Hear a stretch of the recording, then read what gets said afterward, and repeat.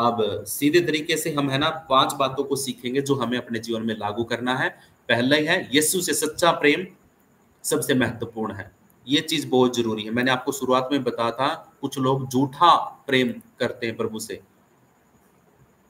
क्या करते हैं? झूठा प्रेम करते हैं और झूठा प्रेम ऐसा करते हैं, प्रभु के सामने ही मुँह पे बोल देंगे, चर्च में जाके बोलेंगे हालेलुया और लव यू जीसस, इस तरीके से है ना, मतलब आराधना करेंगे, वर्शिप करेंगे, झूठा प्रेम दिखाएंगे, झूठे शब्दों को बोलेंगे। लेकिन प्रभु जानता है कि तेरे शब्द झूठे हैं या सच्चे हैं। ठीक है? अगर आप पहली बार बोल रहे हो, दूसरी बार बोल रहे हो, तीसरी बार बोल रहे हो, तो 3 बार में पक्का हो जाता है। ठीक है? तीसरी बार जब आप बोल रहे हो तो पक्का हो जाता है। इसलिए प्रभु बार-बार पूछता है। ठीक है? यीशु से सच्चा प्रेम सबसे महत्वपूर्ण है। पतरस के साथ बातचीत में यीशु ने 3 बार पूछा, क्या तू मुझसे प्रेम रखता है? यह हमें सिखाता है कि हमारी सेवा, काम, त्याग या असली आधार प्रभु के प्रति हमारा प्रेम होना चाहिए। ठीक है? अगर हम परमेश्वर से प्रेम करते हैं तो उसकी आज्ञा को भी मानेंगे। अगर हम प्रभु से सच्चा प्रेम करते हैं तो हम सारी चीज़ों को छोड़ करके प्रार्थना में जुड़ेंगे। हम खाना छोड़ करके जुड़ेंगे, हम नींद को त्याग करके जुड़ेंगे, हम डाटा खत्म हो जाएगा, उधारे पैसे लेकर के, क्रेडिट लेकर के, फिर इंटरनेट यूज़ करके, किसी भाई का वाई-फाई इस्तेमाल करके फिर प्रार्थना में जुड़ेंगे। अगर आप परमेश्वर से सच्चा प्रेम करते हैं तो। इसलिए प्रभु आपसे भी बार-बार पूछता है, क्या तू मुझसे प्रेम करता है? क्या तू मुझसे सच्चा प्रेम करता है? अगर आप सच्चा प्रेम करते हो तो आप उसकी उपस्थिति में जाओगे। आपका दोस्त से आप प्रेम करते हैं। अगर आपके पिता ने, आपके परिवार के लोगों ने मना कर दिया कि उस दोस्त से नहीं मिलना है, आप है ना किसी न किसी तरीके से बहाना बना करके अपने दोस्त के साथ पिकनिक पर जाने के लिए अपने माता-पिता को मना ही लोगे। ठीक है? आप ये नहीं देखोगे कि भई हाँ, मेरे पापा ने मना कर दिया, मैं नहीं जाऊँगा, भई पैसे नहीं, मैं नहीं जाऊँगा। आप अपने दोस्त के साथ समय बिताने के लिए आप कुछ भी हद तक चले जाओगे। हालेलुया! आप योजनाएँ बनाओगे। तो इसी रीति से प्रभु के अगर कोई प्रभु से प्रेम करता है, तो उसके लिए कोई भी बहाना नहीं होगा। आप अपनी पत्नी से मिलने के लिए कुछ लड़के अपनी गर्लफ्रेंड से मिलने के लिए हर एक हद को तोड़ देते हैं। माता-पिता को झूठ बोल के चले जाते हैं। वो प्रेम हालाँकि पाप की तरफ ले जा रहा है, लेकिन सच्चा प्रेम प्रभु कहता है कि अगर कोई सच्चा प्रेम करता है, तो वो अपनी सारी चीज़ों को त्याग करके मेरे मेरे साथ हो लेगा और मुझसे प्रेम करेगा। असली प्रेम वही है जो दिखाए अपने कर्मों के द्वारा, अपने कामों के द्वारा, क्योंकि मेरे अंदर प्रेम तब सिद्ध होगा परमेश्वर का जब मैं उसकी आज्ञाओं को मानूँगा। अगर कोई मैं वैसे तो नाम मेरा मसीह है और लेकिन जब बाहर जाता हूँ तो लोग मुझे देख करके वो आ गया चोर, वो आ गया गुंडा, वो आ गया भई बदमाश, इस तरीके के शब्द निकल रहे हैं मेरे बारे में। ठीक है? तो फिर क्या है? मेरे कर्मों से, मेरे शरीर से तो परमेश्वर का प्रेम सिद्ध नहीं हो रहा ना। ठीक है? लोगों के सामने आपका जीवन प्रभु यीशु मसीह के लिए आईना है। क्या है? प्रभु यीशु मसीह के लिए एक आईने का काम करता है आपका जीवन। दुनिया के लोगों के लिए, हालेलुया। आपके अंदर से परमेश्वर को लोग देखेंगे, हालेलुया। इसीलिए आपका जीवन और हमारा जीवन त्याग का होना चाहिए। परमेश्वर के लिए हमेशा तैयार रहने का होना चाहिए, आलसी नहीं होना चाहिए, हालेलुया। अगर कुछ भी दीवारें खड़ी हो गई तो यीशु के नाम से डांटिए और कुछ ना कुछ रास्ता परमेश्वर जरूर देगा आपको जुड़ने का। हालेलुया। वो जुड़ने का हो सकता है, प्रभु की योजना के लिए कार्य करने का हो सकता है, बाइबल पढ़ने का, वचन पढ़ने का, आराधना करने का, उपवास करने का, पश्चाताप करने का। किसी भी प्रकार में आपको अड़चन आ रही है तो आप उसको तोड़ सकते हैं। आप पाप में से नहीं निकल सकते, आप कोशिश कर रहे हैं लेकिन निकल नहीं पा रहे हो। आप कुछ नशा है उसको छोड़ना चाहते हैं लेकिन छोड़ नहीं पा रहे हैं, तो आपको प्रभु हिम्मत और बल देगा। बस आपको सारा कुछ परमेश्वर पर छोड़ देना है और उस पर भरोसा करना है। वो परमेश्वर, तीसरा कदम उसका है, वो सब कुछ पूरा करेगा। हालेलुया। दूसरा पॉइंट है, प्रेम का प्रमाण सेवा है। प्रेम को साबित कैसे करोगे आप? आप सेवा करके, क्या करके? सेवा करके, अपने कामों को दिखा करके, उसकी आज्ञाओं को मान करके आप प्रेम को सिद्ध कर सकते हैं। आप अपने प्रेम को दिखा सकते हैं। अब मैं आपसे पूछने लग जाऊं कि भाई आप प्रभु यीशु मसीह से सच्चा प्रेम करते हैं, नहीं करते हैं? आप सीधा बोल दोगे कि हाँ पास्टर जी, हम परमेश्वर से प्रेम करते हैं। लेकिन उसको प्रेम को दिखाने के लिए आप क्या कर सकते हैं बताओ? आपको मैं बोल रहा हूँ कि सुबह 4 बजे प्रार्थना होती है, क्या आप जुड़ सकते हो? अब वो पास्टर जी नींद नहीं खुलती है, मेरी भी दिक्कत है, मेरी भी प्रॉब्लम सबके जीवन में होती है। मैं भी नहीं उठ पाता हूँ सुबह के टाइम पे, लेकिन एक समय था जब मैं 4 बजे 3 बजे भी उठ जाता था। कल मैं रात को सोया नहीं तो 3 बजे तक जागता रहा, तो 3 बजे उठ करके 3 बजे बैठ करके मैंने प्रार्थना किया और फिर मैं उठा 8:30 बजे। तो कुछ दिक्कतें हो सकती है हमारे जीवन के अंदर, कुछ एक्सक्यूज हो सकते हैं, लेकिन सच में अगर आप अपने प्रेम को दिखाना चाहते हैं तो आप नींद को भी त्याग दोगे। आप परमेश्वर से प्रेम करते हो तो सच में आप है ना कुछ चीजों का बहिष्कार कर दोगे, आप त्याग दोगे, आप सेक्रीफाइस करोगे। उपवास के समय में कुछ लोग पानी तक छोड़ देते हैं। ठीक है, माया सिस्टर ने बोला कि मैं उपवास करती हूँ तो मैं पानी तक छोड़ देती हूँ, पानी भी नहीं पीती हूँ। तो ये क्या है? ये सेक्रीफाइस है प्रभु के लिए, ये प्रेम को दिखाता है कि आप अपनी सबसे अच्छी चीजों को छोड़ देते हैं। ठीक है, हमारे बीच में और भी बहनें हैं, आंटी हैं, जो जब उपवास करती हैं तो वो है ना अपनी सबसे अच्छी चीजें उनको भी छोड़ देती हैं। कई बार मैं उपवास के टाइम पे कहीं ऐसे मीटिंग में चला गया और वहां पे अच्छा खाना बना रखा, रसगुल्ले, देसी घी और पता नहीं कैसी कैसी मिठाइयाँ, सब कुछ देख करके है ना ऐसा मन कर दे प्रभु सॉरी ठीक है, एक बार तो देख करके प्रभु सॉरी, आज माफ कर दे, कल को रखूंगा पूरा उपवास। ठीक है, ऐसा मन में आ सकता है, लेकिन जब मैंने उपवास में था तो मैंने है ना वो चीजें त्याग दी। मैंने बोला कि मेरा प्रभु मुझे इससे भी अच्छा देगा, ये तो कुछ भी नहीं है। जब मैं उपवास ओपन करूंगा, खोलूंगा तो मेरा प्रभु मुझे इससे भी बढ़कर देगा, बहुत अच्छा देगा।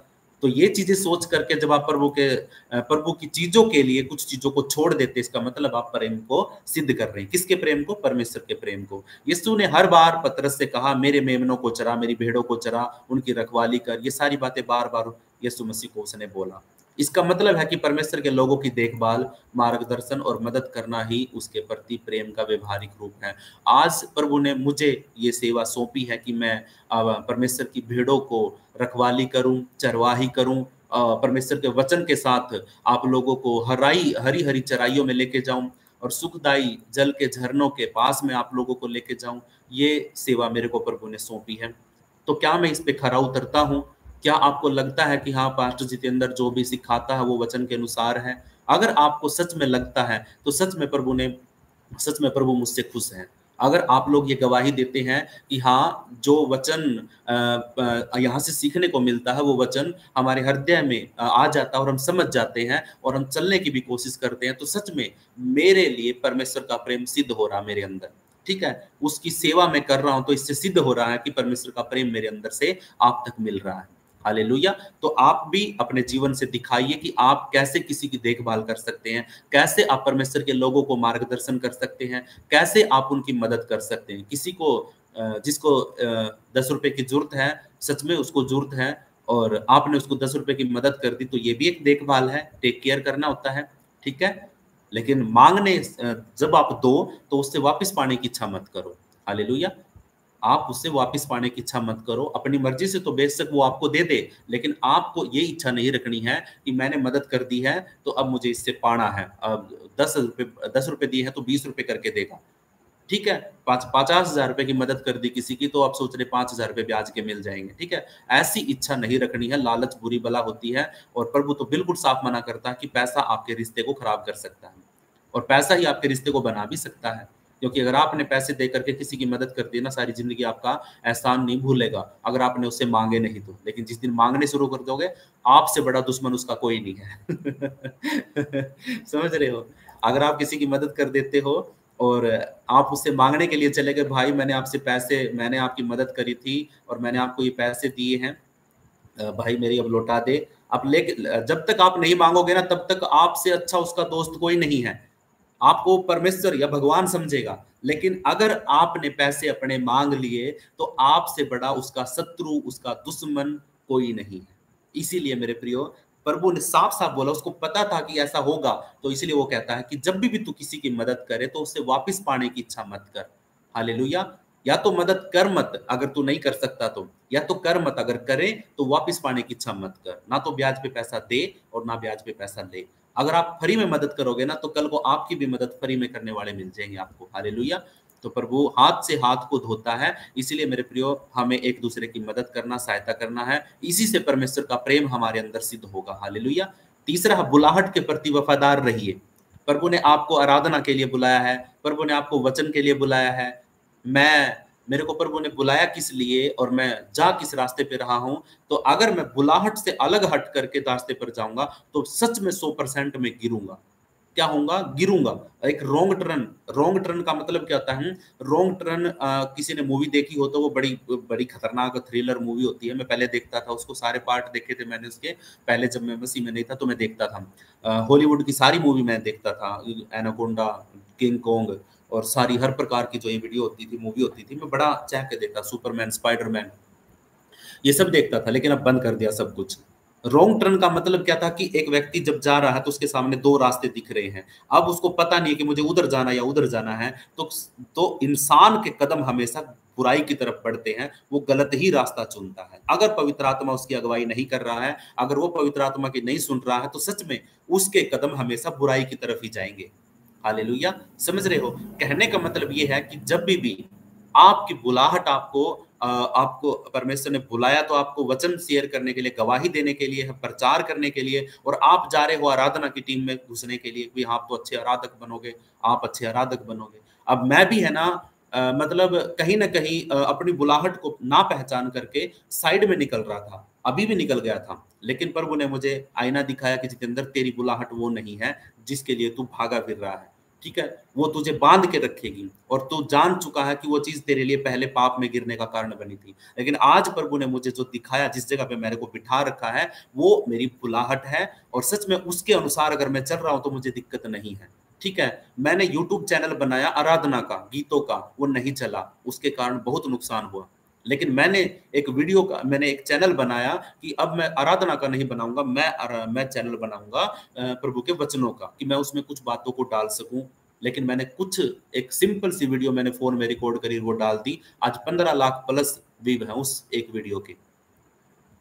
ठीक है, जब परमेश्वर जब वायरल करता है, जब परमेश्वर का काम होता है, तो परमेश्वर उसमें बढ़ोतरी करता है। हालेलुया। यूट्यूब चैनल, जिंदगी में सोचा नहीं था कि मैं कोई मेरे को गिफ्ट दे देगा। यूट्यूब की तरफ से 1 लाख सब्सक्राइबर का जो सिल्वर बटन होता है मेरे पीछे लगा है। हालेलुया। और एक दिन गोल्ड भी आएगा, एक दिन डायमंड भी आएगा। हालेलुया। हार नहीं माननी है। जो बुलाहट के तरफ चलेंगे ना, तो मेरे प्रियो लाइन लग जाएगी पीछे सारी चीजों की। अगर बुलाहट के अनुसार चलेंगे, तो वफादार रहेंगे, तो विश्वास योग्य रहेंगे। तो पतरस की गलती, यीशु का 3 बार इनकार करना, मैं आपको बता चुका हूं सब। पतरस की गलती यही थी कि उसने 3 बार इनकार किया, के बाद भी यीशु ने उससे फिर बुलाया। आप सोच के देखिए, अगर आप गलती कर रहे हैं, मैं गिर गया था बुलाहट को ना पहचानने की वजह से, मैं गिर गया था, तो मेरे परमेश्वर ने मुझे दोबारा फिर वहां से हाथ पकड़ के खींच लिया और बोला कि जितेंद्र, तू रॉन्ग टर्न पे जा रहा है, तेरे लिए राइट टर्न ये है, इधर बैठ और यहां से शुरू कर। अब तू देख, तू कैसे मैं तेरे संग संग चलता हूं। अरे जिस रास्ते पर परमेश्वर नहीं है, वो रास्ता छोड़ करके हम उस रास्ते पर जा रहे हैं जहां पे लोग हंस रहे हैं, लोग खुश हो रहे हैं आपसे, लोग आपको तारीफ कर रहे हैं, आप उस तारीफ के पुल की तरफ भाग रहे हैं, और जिधर परमेश्वर है उधर आप जा ही नहीं रहे हैं। तो क्या होगा, अगर लोगों की सुन करके, लोगों को खुश करने के लिए हम दौड़ेंगे ना, तो वहां पे लोग हैं, वही लोग सूली पे चढ़ा देंगे। ठीक है, देखो कहां पे कनेक्ट हो रहा है। लोगों को खुश करने के लिए, लोगों के लिए अगर आप अपने आप को जीवन जियोगे ना, उनको खुश करने के लिए जियोगे, तो वही लोग हैं जो बोलेंगे कि चिल्ला के बोलेंगे, इसको क्रूस पे चढ़ाओ, बड़ा एंडी पाक रहा है, बड़ा अपने आप को बड़ा पास्टर समझ रहा है, बड़ा सिंगर समझ रहा है, इसको सूली पे चढ़ाओ। लेकिन अगर है ना, उस बुलाहट को पहचान करके मैं प्रभु के रास्ते पर चलता हूं, वहां पे मुझे कांटे तो लगेंगे। यीशु मसीह को कांटों का सर पे ताज पहना गया था, और दूसरा उसको कोड़े लगे थे, वो तो लगेंगे। लेकिन अंतिम समय में मेरा परमेश्वर यीशु मसीह का अंतिम समय में क्या था? मुकुट। परमेश्वर जिसने पूरी कायनात को बनाया, पिता के दाहिनी ओर सिंहासन लगा, और उसके ऊपर प्रभु यीशु मसीह को बिठाया गया, और सारी धरती का, सारे स्वर्ग पाताल लोक का सारा अधिकार प्रभु को दे दिया गया। आज आज न्याय का अधिकार भी यीशु मसीह को दे दिया गया है। उसके नाम को सारे नामों से ऊंचा कर दिया गया है। अब सोच के देखिए, उसने दुख सहा, वो गलत रास्ते पे नहीं गया, उसने सीधे रास्ते पर जो परमेश्वर की ओर था राइट टर्न लिया, और सच में उसने उसको थामे रखा, बड़े दुखों में से निकल के गया, और अंत में कहां पहुंच गया? अनंत जीवन देने वाला बन गया। हालेलुया। वैसे तो था वो पहले से ही, लेकिन जो व्यक्ति परमेश्वर के लिए भी धरती के ऊपर आने के बाद धरती के लोगों वाले ही नियम लागू होंगे। अगर परमेश्वर आज धरती पे आ जाएगा ना, तो सारे नियम उस परमेश्वर के ऊपर इंसानों वाले लागू होंगे। जो कानून परमेश्वर ने इंसानों के ऊपर लगाए हैं ना, वही कानून परमेश्वर के ऊपर भी लागू होंगे। अगर परमेश्वर अपने आयाम में है, अपने रिलेम में है, तो वहां पे परमेश्वर के सारे कानून, उसका सारा अधिकार उसके पास है, ठीक है। लेकिन अगर परमेश्वर को धरती पे आना है तो उसको लीगल तरीके से इंसान के रूप में आना पड़ेगा, देह को धारण करके आना पड़ेगा, तभी जाकर के एक परमेश्वर धरती के ऊपर आ सकता है। दुष्ट आत्माएं भी है ना, आपकी अथॉरिटी के बिना आपके घर में क्या, आपके जीवन में, आपके शरीर के अंदर प्रवेश नहीं कर सकती अगर आप अथॉरिटी नहीं दोगे तो।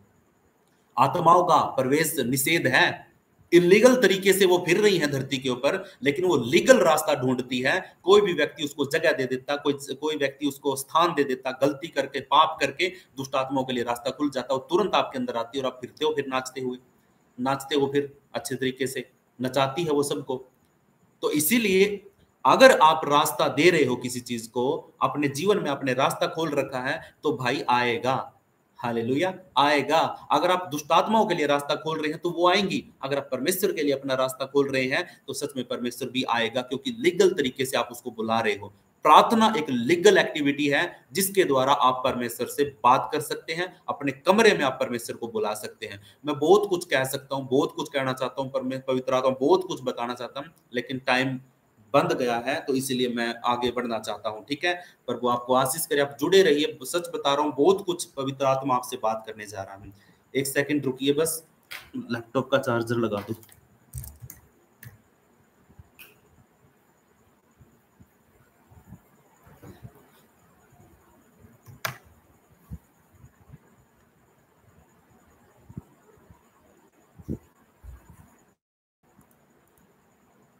Yes, hallelujah. तो आप समझ सकते हैं इस बात से कि परमेश्वर जो ने जो आपको बुलाहट दी है ना, उस बुलाहट के लिए वफादार रहना है। अगर आपको दुख भी लगे ना कि भाई हाँ, यहाँ पे तो दुख है, यीशु मसीह के साथ चलूंगा तो मेरे को दुख तकलीफें आ रही हैं, बीमारियां आ रही हैं, शैतान तंग कर रहा है, बच्चों में परेशानी आ रही है, तो उसको सह लीजिए मेरे भाइयों, मेरी बहनों, उसको सह लीजिए, क्योंकि वो आपके लिए अनंत जीवन में, अनंत समय में, अंतिम समय में आपके लिए एक बहुत बड़ा मुकुट वहां पे रखा है, ठीक है।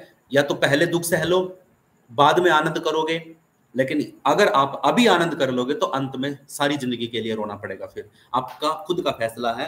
लेकिन पतरस ने 3 बार प्रभु का मना किया, तो पतरस की यही गलती थी, लेकिन गलती अंत नहीं है, पाप आदमी के लिए अंत नहीं है, ठीक है। जिस दिन आप मर जाओगे ना, अपनी देह को खो दिया, उस दिन आपका अंत है। आपने उससे पहले जो किया है वो वहां पे एक एंड हो गया उस चीज का, मरने के बाद आप कुछ नहीं कर पाओगे। इसलिए जब तक आप जीवित हो, एक खून का कतरा भी आपके शरीर में है, तब तक आप है ना, आप जो भी करोगे ना वो हो जाएगा, वो आपके लिए एक एक एक प्लस पॉइंट होगा, ठीक है। तो इसीलिए परमेश्वर आपको अंतिम समय में भी संभाल सकता है। 3 बार इनकार करने के बावजूद भी परमेश्वर ने, प्रभु यीशु मसीह ने उसको दोबारा फिर बुलाने के लिए पहुंच गया, उसी किश्ती के पास, उसी नहर, उसी झील के पास, वहां पर जाकर के पहुंच गया यीशु मसीह। इससे सीखते हैं कि हम असफल हो तब भी प्रभु हमें उठा करके अपने काम में फिर से इस्तेमाल कर लेता है, कर सकता है, करता है। मेरे सच बताऊं, मैं अपने जीवन की गवाही बार बार आपको देता हूं, इसलिए देता हूं क्योंकि मेरे को इस बात की शर्म नहीं है कि मैं क्या करता था, कहाँ पे था, किस जगह पे फंसा हुआ था। मेरे को इस बात की घृणा नहीं है, क्योंकि आज मेरे पाप क्षमा हो चुके हैं और प्रभु ने मुझे आजाद किया है। तो ये मैं इसलिए बार बार बताता हूं कि आप भी मेरे जीवन से सीख करके, गवाही को सुन करके आप बदल जाएं यीशु मसीह के नाम में, हालेलुया। ठोकर लगने से पहले सीख जाए, बस मेरा मोटिव यही है। और ठोकर लग के सीखा तो क्या सीखा, समझ रहे हो। राजा सुलेमान ने सब कुछ जीवन में एक्सेप्ट करके, उसको प्रयोग करके, प्रैक्टिकल करके देखा, तब जाकर के उसने बोला कि सब कुछ व्यर्थ है। अरे तूने गलत कर दिया है, करने के बाद तू सीख रहा है। ठोकर लगने के बाद अगर आपको आंख खुली है तो उस आंख खुली का कोई फायदा नहीं है। फायदा तब है ठोकर लगने से पहले आपकी आंखें खुल जाए और आप उस ठोकर से बच जाओ। ये है बुद्धि का काम। इतनी ज्यादा बुद्धि होने के बावजूद भी एक व्यक्ति पाप में भी गिर गया, सारी चीजों में गिर गया, हर एक नशे में चला गया, हर एक बुराई में चला गया, मूर्ति पूजा में चला, जो परमेश्वर ने, देखो ज्यादा बुद्धि है ना, ज्यादा बुद्धि, ज्यादा दिमाग एक व्यक्ति को पाप में ही लेके जाता है। आप भोले बन जाइए। मरियम मगदलिनी पागल थी प्रभु यीशु मसीह के लिए। और क्या बताऊं, थोमस था, जो थोमा था, वो प्रभु यीशु मसीह के मतलब शक्की था, वो है ना, तरक संगत था। वो परमेश्वर से बोलता है, प्रभु यीशु से बोलता है कि मैं तो तब मानूंगा जब मैं उसके हाथों में उंगली डाल के देख लूंगा। मरियम मगदलिनी पागल थी। आप सोच के देखिए कि आप किस रीति से परमेश्वर से प्रेम करते हैं। हालेलुया। आज्ञाकारिता में जीवन जीना है, चौथा पॉइंट है। आज्ञाकारिता में क्या करना है? आज्ञाकारिता में जीवन को जीना है। मेरे पीछे हो ले, यह बुलावा है। हमें सिखाता है कि चाहे रास्ता आसान हो या कठिन हो, हमें यीशु का अनुसरण करना है, उसके कदमों पर चलना है। हालेलुया। जैसे उसने चाल चली वैसे ही हमें भी चाल चलनी है। उसने थप्पड़ खा करके थप्पड़ नहीं मारा, गाली खा करके गाली नहीं दी, उसने दोष लगाने के बावजूद उल्टा दोष नहीं लगाया, ना ही सफाई दी। और हम तो 1% एक सेकंड के अंदर वकील बुला लेते हैं, 1 सेकंड में एफआईआर कर देते हैं। ठीक है, तो फिर अगर हमारे पास मान के चलो धरती के ऊपर सताव के लिए सारी चीजें हमारे पास हैं और सताव से हम बचाव कर लेते हैं, तो इसका मतलब पता है क्या है? क्या परमेश्वर हमारा सताव रोक नहीं सकता? रोक सकता है। क्या परमेश्वर प्रभु यीशु मसीह ने के सामने जब कोड़े लग रहे थे उसको, क्या वो हट नहीं सकता था वहां से? एक बार आवाज देता, स्वर्गदूत उतर के आते, रोमन साम्राज्य ध्वस्त हो जाता वहां पे, और पूरा का पूरा रोमन साम्राज्य बर्बाद हो जाता। यीशु को टच भी नहीं कर सकता था कोई। क्या वो नहीं एफआईआर कर सकता था? क्या वो नहीं अपनी सफाई में कुछ बोल सकता था? जब वो नहीं बोला तो हम कौन होते हैं भाई? कानून झाड़ने वाले।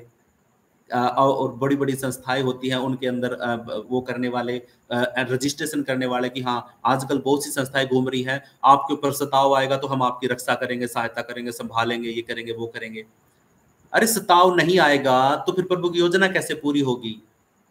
सताव परमेश्वर के लिए एक ट्रिगर होता है। ठीक है, ट्रिगर का मतलब क्या होता है? जब कुछ सुन्न हो जाता है ना, जब कोई ठोड़ पत्थर बन जाता है, कोई चीज, एक एक्टिविटी होनी थी लेकिन वो बंद हो गई है, तो वहां पे एक सताव आना जरूरी है, एक ट्रिगर दबना बहुत जरूरी है। ठीक है, या तो खुद उठ करके चलते रहो प्रभु के राज्य के लिए, सताव नहीं आएगा। प्रभु ने कहा कि निरंतर जागते रहो, प्रार्थना करते रहो कि तुम परीक्षा में ना पड़ो, लेकिन उन्होंने प्रार्थना नहीं करी, वो परीक्षा में ही पड़े आकर के। ठीक है, प्रभु रास्ता खोलता है। अगर आप सही तरीके से प्रभु के राज्य के लिए चल रहे हैं, आपके ऊपर सताव नहीं आएगा। लेकिन अगर आप ठोड़ पड़ गए हैं, एक ही जगह पे बाबिल की मीनार बना करके बैठ गए हैं, भी आगे नहीं जाएंगे, सारों को यहीं पे बुलाएंगे, तो वहां पे सताव 100% आएगा। वहां से बिखेरे देगा परमेश्वर, सारी चीजों को बिखेर देगा। और सच में मेरे जीवन में अभी ऐसा ही हो रहा, परमेश्वर बिखेरना चाहता है, वो नहीं चाहता कि हम एक जगह पर पड़े रहें। ठीक है, तो जल्दी से है ना इसको खत्म करते हैं कि हमें प्रभु यीशु मसीह के पीछे हो लेना है, और चाहे वो रास्ता कठिन है, चाहे दुख का है, तकलीफ का, चाहे सताव का है, अगर हमने ठान लिया तो ठान लिया। हालेलुया। अगर हम नहीं भी ठानेंगे तो भी प्रभु पकड़ के लेके आएगा। अब ये बात छोड़ दीजिए कि हाँ आप अगर प्रभु से भाग जाएंगे तो आप बच जाओगे, नहीं, अब भाग नहीं सकते। ओके, अब भाग नहीं सकता कोई भी। अब तो प्रभु ने आपको चुन लिया है, तो आपको लेकर के जाएगा। ठीक है, योना है ना, किधर गया था? योना को भेजा नीनवे शहर में और चला गया तरसीस को। क्या परमेश्वर से भाग सकता है क्या कोई? तो परमेश्वर ने देखो फिर कैसे उसको उसके पीछे उसको समुद्र में गिरवाया और फिर बचाया भी, नानी याद दिला दी उसको समुद्र के नीचे। ठीक है, और फिर वहां पे घुटनों पे आकर के, घुटने पे तो कहाँ पे, उसके गले में वो घास लटकी हुई, बंधी हुई, चिपटी हुई है, और वो वहां पे प्रार्थना कर रहा है। और तुरंत एक मगरमच्छ आता, मछली आती है, महामच्छ आता है, उसको, उसके लिए देखो कितना अच्छा सबमरीन मशीन उसके लिए वहां पे तैयार कर दी, ऑक्सीजन, सब कुछ, खाना पीना, 3 दिन 3 रात तक मछली के पेट के अंदर रहना। सोच के देखिए वहां पे उनको नाश्ता कौन दे रहा था? कौन वहां पे खाना पका रहा था? ठीक है, जब आप प्रभु के लिए चलते हैं तो प्रभु सारी चीजें मुहैया करवाता है। एलिया के बारे में देखो, एलिया ने बोल दिया कि जब तक मैं नहीं कहूंगा तब तक बारिश नहीं होगी। ठीक है, तो बारिश नहीं होगी तो भूखा तो एलिया को भी मरना पड़ेगा ना, प्यासा तो एलिया को भी मरना पड़ेगा, क्योंकि वो क्या भगवान है? वो भी तो इंसान है। तो परमेश्वर ने देखो कहाँ पे बिठाया उसको, गड्ढे में, और वहां पे उसके सिर्फ उसके लिए पानी निकला।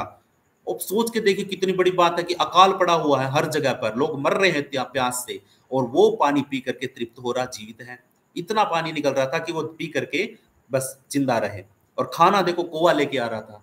जब आप प्रभु के लिए चल रहे हैं तो प्रभु भी आपके लिए उड़ करके आएगा, बैठ करके आएगा, खड्डा खोद करके आएगा, किसी भी तरीके से आग के भट्टे में उतर जाएगा। ये बात हमें अपने जीवन में देखना है, इस चीज को, और लागू करना, प्रभु से मांगना है। ओके, पांचवा है परमेश्वर की महिमा के लिए जीवन और मृत्यु।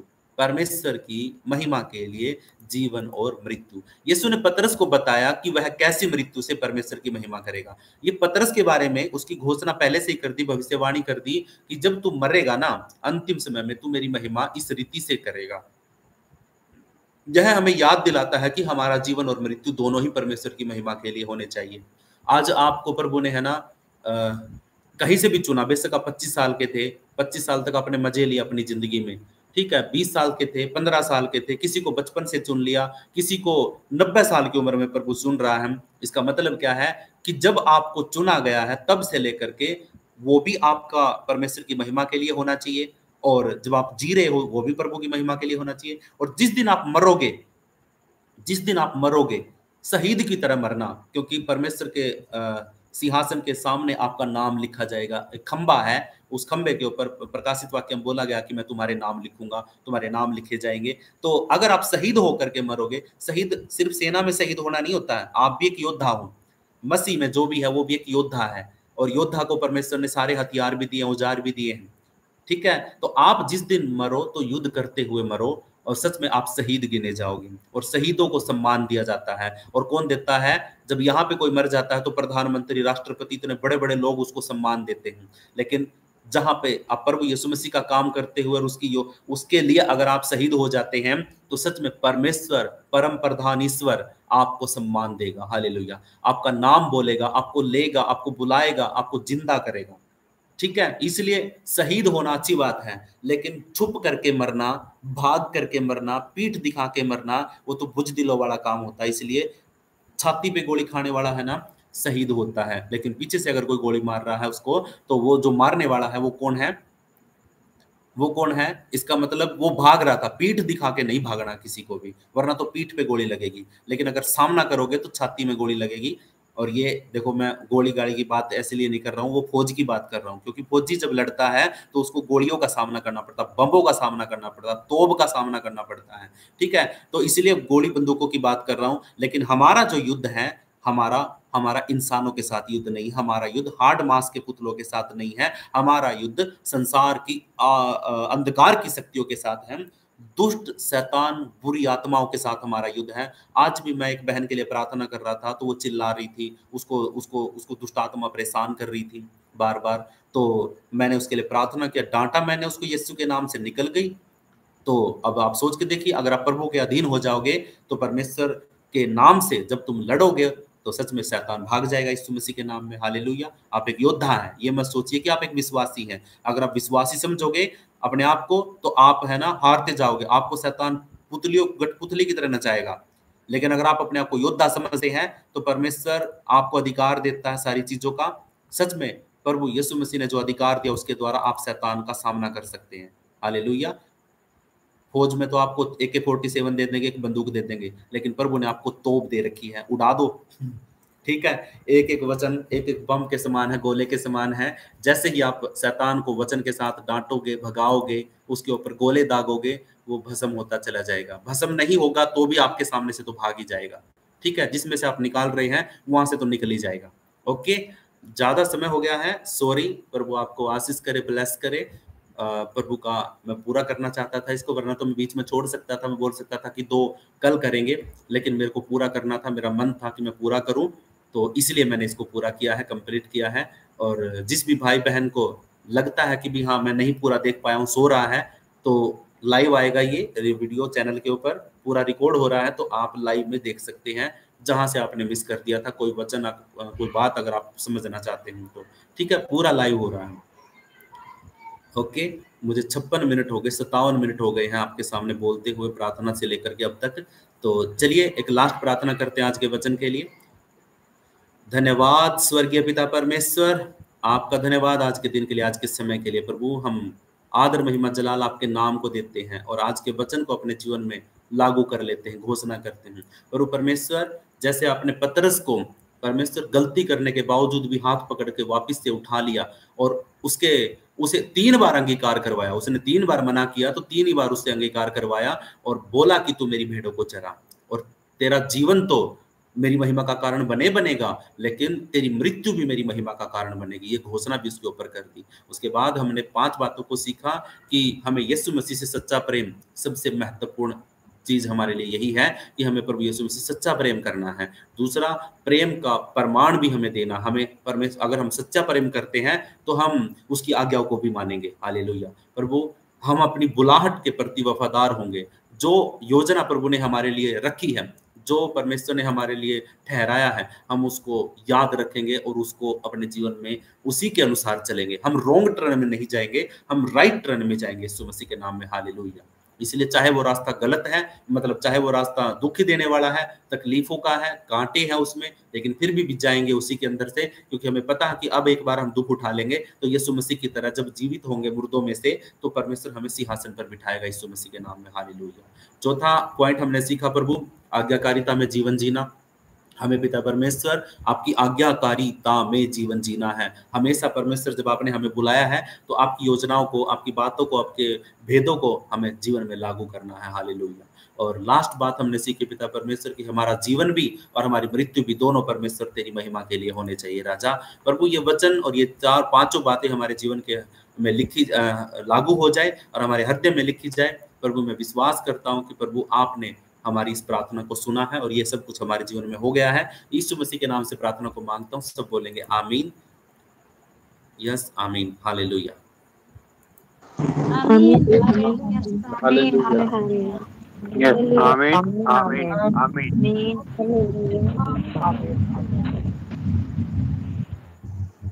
आमीन, आमीन, आमीन, हालेलुया।